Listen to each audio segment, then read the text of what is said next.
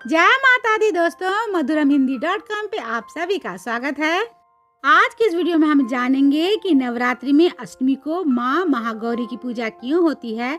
जानेंगे नवरात्रि की अष्टमी क्यों कहलाती है महाअष्टमी। तो इन रहस्यों को जानने के लिए वीडियो पूरा देखिएगा ताकि आपको सही जानकारी मिल सके। आप हमें व्हाट्सएप, फेसबुक और इंस्टाग्राम पे फॉलो करें और अगर आप ये वीडियो यूट्यूब पे देख रहे हैं तो चैनल को सब्सक्राइब ज़रूर कर लें, क्योंकि मधुरमहिंदी.com आप सभी के लिए लेके आता है ऐसे ही रहस्यों से भरी जानकारियाँ। और ऐसे ही जानकारियाँ को पढ़ने के लिए आप हमारे वेबसाइट पर ज़रूर आइए।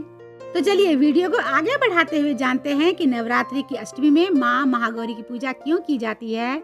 नवरात्रि के 9 दिन अति उत्तम माने जाते हैं, किंतु नवरात्रि की अष्टमी तिथि का बहुत महत्व होता है। नवरात्रि के 8वें दिन माँ भगवती दुर्गा के 8वें स्वरूप माँ महागौरी की पूजा की जाती है। जैसे कि नाम से प्रतीत है कि इनका वर्ण गौर है, जिनकी तुलना शंख और चक्र से की गई है। माँ महागौरी के वस्त्र और आभूषण सफेद रंग के हैं, इसलिए इनको श्वेतांबर धरा भी कहते हैं।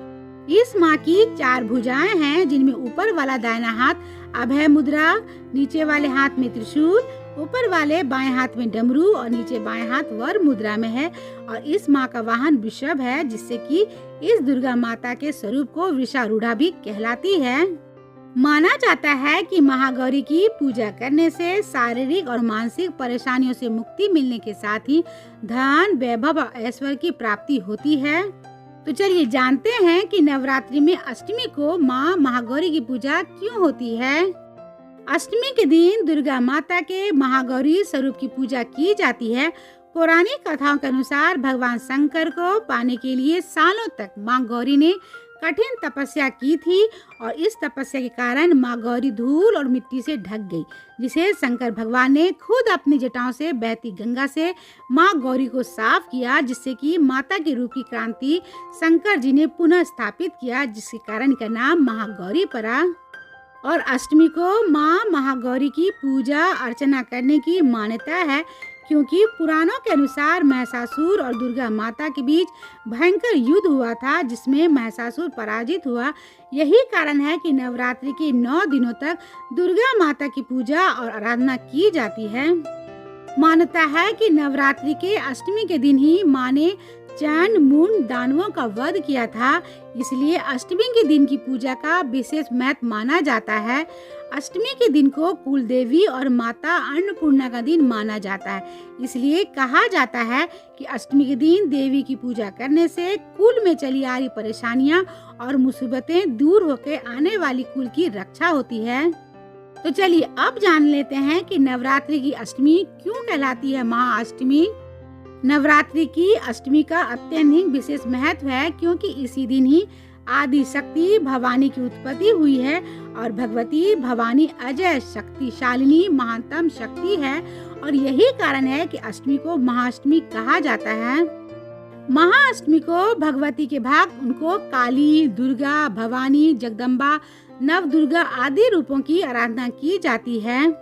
मंगलवार की अष्टमी सिद्धिदा और बुधवार की मृत्युदा हुआ करती है और इनकी दिशा ईशान है और ईशान में शिव सहित सभी देवताओं का निवास है। यही कारण है कि इस अष्टमी का महत्व अधिक है। और यह तिथि परम कल्याणकारी, पवित्र, सुख को देने वाली और धर्म की वृद्धि करने वाली है। माँ भगवती की पूजा अष्टमी को करने से कष्ट और दुख मिट जाते हैं और शत्रुओं पर भी विजय प्राप्त होने के साथ ही माँ की शास्त्रीय पद्धति से पूजा करने से सारे रोगों से मुक्ति भी मिलती है। नवरात्रि में महाअष्टमी को निर्जला व्रत रखने से संतानें की उम्र लंबी होती है और इसी दिन अपने अखंड सुहाग के लिए सुहागन स्त्री माँ गौरी को लाल चुनरी अवश्य चढ़ाती है। लेकिन अष्टमी के दिन नारियल नहीं खाना चाहिए, क्योंकि ऐसी मान्यता है कि सुखाने से बुद्धि क्षीण हो जाती है।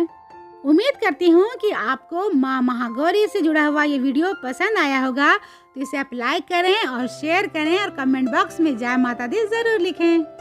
तो मिलते हैं मधुरमहिंदी.com के अगले वीडियो में एक ऐसे ही रहस्यों से भरी जानकारी के साथ। तब तक आप अपना और अपनों का ख्याल रखिएगा और अंत में आप सभी को शारदीय नवरात्रि की ढेर सारी शुभकामनाएं। जय माता दी।